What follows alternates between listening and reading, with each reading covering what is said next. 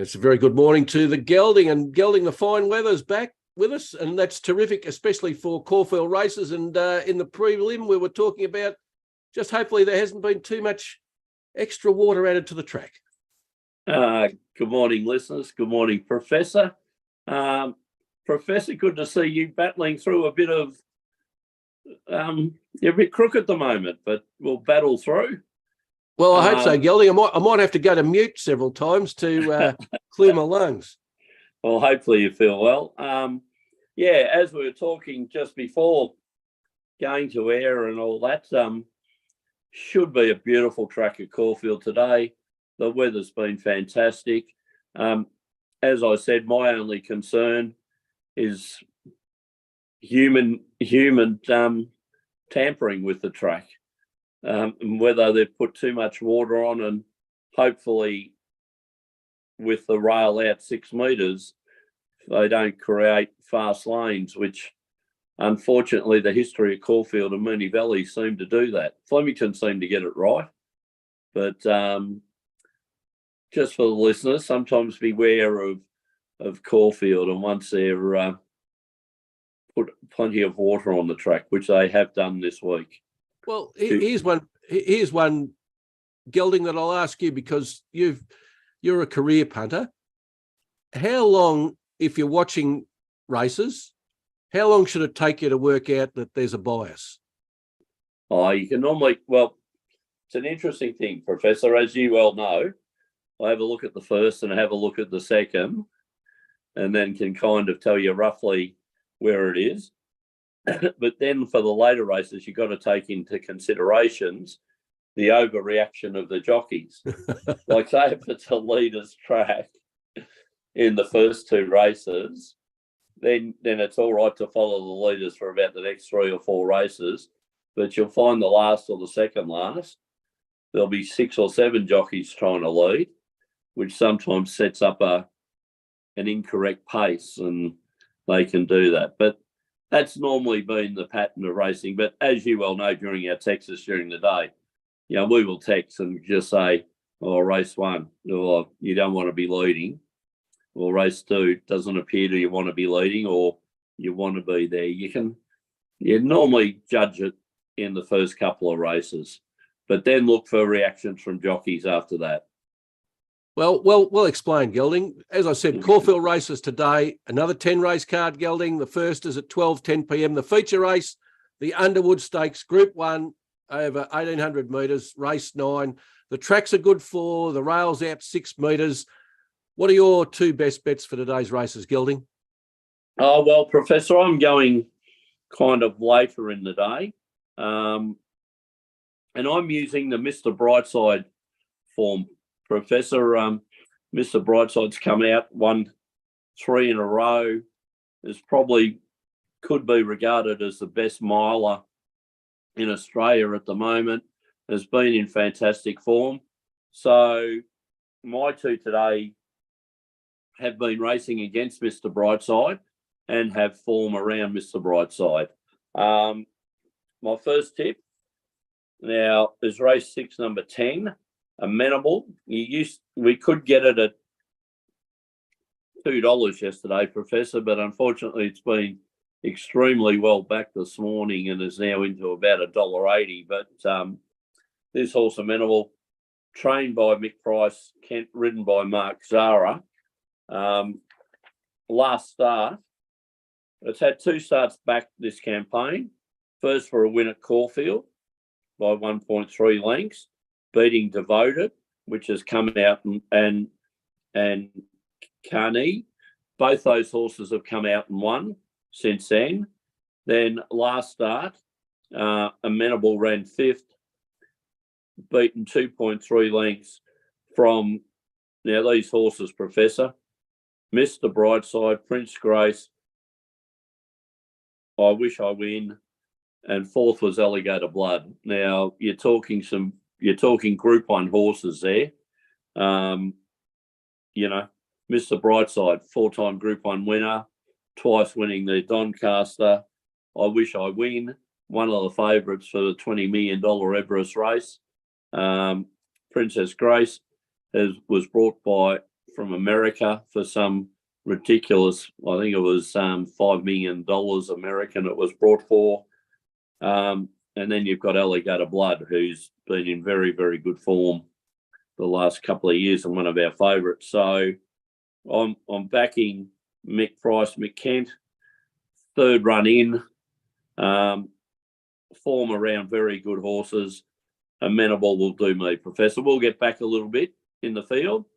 But there we're backing on the skill of Mark Zara to get it out and be able to win. My second bet is in the main race, Professor, the Underwood Stakes over 1,800. And I'm going number 2, which would be no surprise for you, Alligator Blood. As I said, one of my favourite type of horses. Again, last week ran second to Mr. Brightside, only beat 1.5 lengths. As I said to you off air, if Mr. Brightside was in this field today, it'd be 2-1 on, $1.50. I think you can get round about the $3 for Alligator Blood. I think that's going to be a very good bet. As I said, I hope Damien Oliver takes it to the lead. And remember, Alligator Blood won this race last year, the Underwood, when it was run at Sandown. Hopefully Damien takes it to the lead and just rates it so it gets the others out of their comfort zone. When Clark... Sorry, Professor, I may have caught you all buggy. When Clark comes down from Sydney and normally rides it, he sets it just at that pace where it just gets the other horses uncomfortable, but still enough to have a kick at the end. Oliver rode it beautifully last time. He led, but, was only a length or so in front of Mr. Brightside. If he had been that 2 lengths, may have taken that horse out of the comfort zone. So looking for a good ride from Damien Oliver on the favourite Alligator Blood, around about the $3, but I think it may be the best value of the day, Professor. Worried about a couple of other horses, but I want to see how they go. Kind of first up, my early tip for the Caulfield Cup is Without a Fight, which resumes in this meeting after 2 good wins in Brisbane during the winter. And another one I think will go well in the Melbourne Cup, Solcombe for Waller. Won well first up, but this is a tougher race. And second up, I'm just want to have a look at them for the Cups going forward, Professor. So my 2, race 6, number 10, Amenable, and race 9, number 2, Alligator Blood. And Professor, you like? Yeah, Gelding. I'm going a little bit earlier. Race 2, the Living Legends handicap over 2,000 metres. Benchmark 78. In that race, Gelding, I like horse number 2, First Immortal, coming out of Barrier 1. Had 12 starts for 6 wins, very impressive 50% win rate and 2 placings, so a 67% place rate. It's in a weaker class today, Gelding. First up, last race at Moonee Valley ran second. That was in a benchmark 90. It was held up and ran on well for second. Second up form, Gelding. It's had 2 starts for a win. It's won over the distance. I think the only knock on it is carrying 63 kilos, Gelding, and we're starting to get up into a very heavy weight there. But I think the horse is good enough to win. It's currently showing $2.20 and $1.28, but I reckon it'll start below evens, Gelding. Oh, I like it, Professor. I think you're right on the mark here. Should have won last start. Maybe, and if it had, it would have been $1.80 now. But so take the $2.25. Got Hong Kong's leading jockey on board, Professor. Huey Bowman. Huey Bowman's flown from Hong Kong to ride Lindemann in the main race today. But very interesting that, Huey's on board and he's beating one of my favourite jockeys, Zach Burton, in the Hong Kong at the moment. He's ridden 9 winners and Zach's ridden 7, I think. So takes a lot to become the number 1 jockey in Hong Kong, Professor. Well, and he's one of That's Racing's favourite jockeys, Gelding, Huey Bowman. Oh, we do like Huey Bowman. Can ride. Exactly right. My second choice, Gelding, is in race 5, the Jim Maloney Stakes over 1,400 metres. It's a 3-year-old listed race for fillies. I like in this race, Gelding, horse number 4, Zuccarette, coming out of barrier 1, had 7 races for 2 wins and a placing, so a 29% win rate, a 43% place rate. And it's an I am invincible filly. It's won at the distance. I think it tried to come from too far back at Moonee Valley 2 weeks ago, and I don't think Johnny Allen will make that same mistake today at Caulfield. Its second up form, Gelding has had 1 start for a third, but I like the odds in this one, Gelding, for each way back. Is at the current time you can get $4.40 and $1.85. So I think it'll probably good start. each way bet, Professor. Yeah, it'll start shorter than that, and it's coming out of the Mar Eustace stable, Gelding, and they're doing very, very well at the moment. Not only have they got a 20% win rate over the last 50, 42% place rate. So you're almost guaranteed to get a placing when you've got a horse with them. Oh, they've been in fine form and good trainers, Professor. And just on your tipping, this one in Sue, correct? Of course, it ran 6, only beaten 2.4 lengths by Charm Stone, which is one of Mick Price's.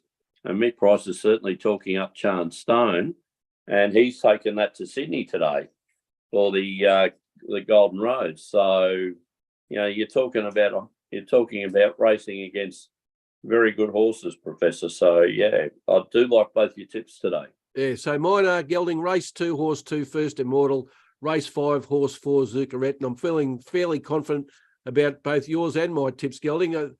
Tell you what, for the parlay bettors, yes, they would do worse to have a very small bet, but a win parlay and a place parlay on those 4 horses. I think we might follow that advice, Professor, ourselves. All right, Gelding, let's look at the Professor's parlay last week in secret. What happened? Was thereabouts, Professor? It was, Gelding. Ran 4th. Yeah, I thought it could have done a little better, but anyway. It was a little disappointing. The jockey ran into a little bit of trouble, and in those type of races, you can't have any kind of trouble. It had a bit of run getting out at about the 350-metre mark, but Bondas Neuchers came from behind it and beat it in just for 3rd place and things like that. And Private Steer had run well, so confidence stinted a little bit in secret in that class of field, but she's been thereabouts, Professor. Again, a 4th beaten, just under a length, and was going through the line. So when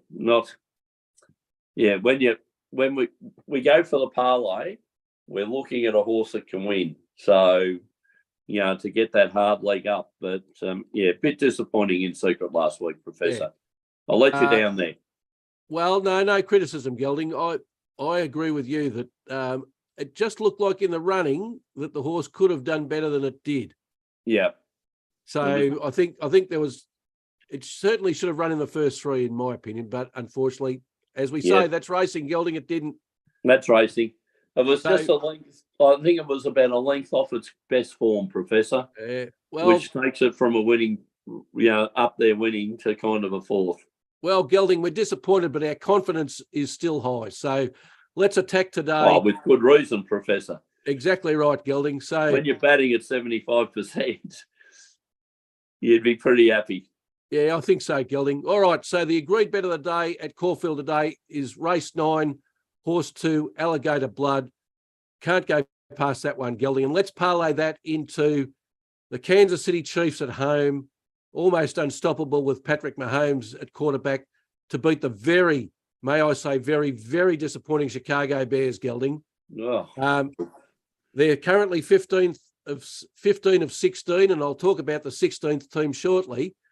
But I don't think they can even win a 2-horse race, Gelding. Well, as you said, Professor, KC at home, Mahomes in form. Look, I'm expecting a whitewash there, but I do like your form and your tipping in the NFL, Professor. Gives me a lot of confidence. You're right across it and right on board. Well, the line in that game, Gelding, is plus 13.5. So the bookies think that Kansas City are favoured by almost 2 touchdowns. Oh, two converted touchdowns. And that's a big margin for the bookies. Oh, in professional sport, Professor, as you said, they've got the two the 2 touchdowns, converted touchdowns. Yeah. So yeah, I'm seeing a spread of 21-28. But let's hope. All right, Gelding, and let's parlay that one into the Dallas Cowboys, who are playing away to beat the Arizona Cardinals. Dallas Cowboys haven't put a foot wrong. They've won their 2 games very handsomely, Gelding. They're second in the NFC. Arizona Cardinals. I said I'd be talking about the 16th team out of 16. The Arizona Cardinals are that bad they couldn't win a 1-horse race, Gelding. Oh, they are terrible. They are absolutely terrible. What's happened to them? Oh, well, they've got quarterback worries, Gelding. There's a query over the coach. The bookies don't like them. The points spread in this one, the line is plus 12.5. So I would have thought personally that it should be more than plus 12.5. Dallas's defense has been swarming, Gelding. They have in the first game they allowed 0, and last week they allowed 10. Very miserly. Well, Professor, I better put me Cardinals Guernsey with Fitzgerald on the back to rest, I think. They need Larry back. Oh, you know what? Yeah, well, they need a lot, Gelding. And they need more than Larry. The first thing I'd do is mothball the Cardinals jumper. Yep. Then put your Raiders jumper back on because they've got more chance of winning. Dear Professor.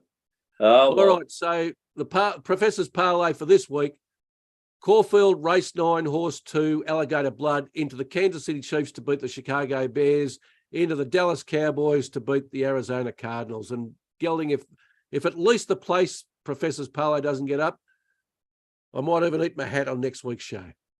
Oh, Professor, I think I've got every confidence today, Professor. Hopefully we can get both of them up. All right, Gelding. And what odds are we getting, Professor? Well, talk amongst yourselves, Gelding. I'll keep talking while I'm doing this.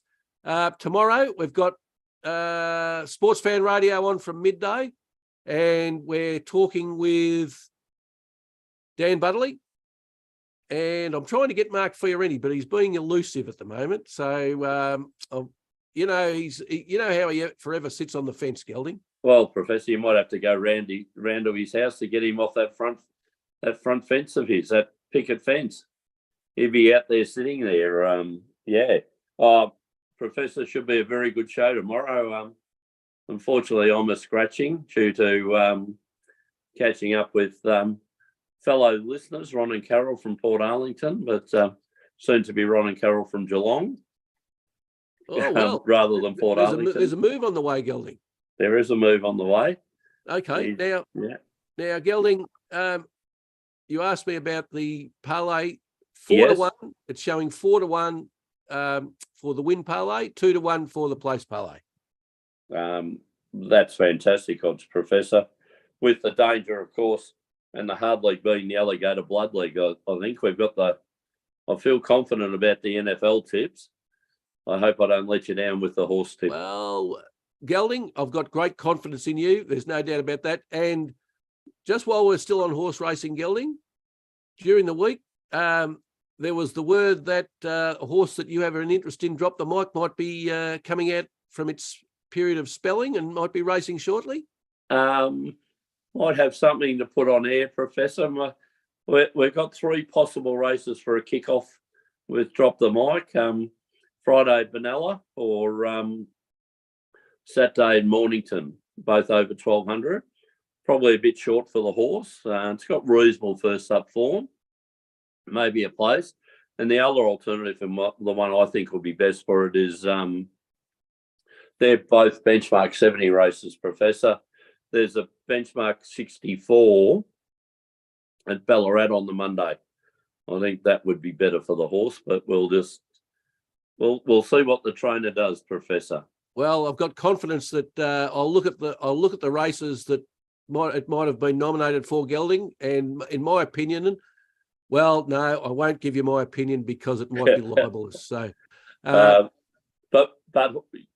Professor, any comments on a horse that you and I both have an interest in with Peter Moody? Well, I was going to say one thing about that, Gelding. Yes. The vagaries of naming a horse. And for the listeners, we do have a small share in the Seamus Award, Savannah Beale. We put a couple of names forward, and they've come up with the name Savvy Rocker. My thoughts on that name, probably a unprintable or unspeakable, what I think of the name on this show. Well, one thing I can say, Gelding, you've got a thought process with respect to racehorse names. Yes. And depending upon how the horse is named, sometimes that's how it runs. Yeah. Horses with silly names normally race stupidly. But anyway, do you think there might be a Collingwood supporter in the ownership group? Because if you have a think about it, Savvy Rocker. Yeah. Yep. That seems very much like a number 23, doesn't it? Maybe. Gelding. But then again, Professor, was that in that list of names, possible names we got? I did say I was going to go back and review the emails, Gelding. Anyway, look, that's enough. Anyway. That's enough about us. It's a modest stake, so very modest. Oh, Professor, I can see you leading this horse in the Oaks next year. Gelding, I've got to live that long, especially with this virus I've got at the moment. All right, Gelding. Well, until next Saturday, it's good luck and good punting.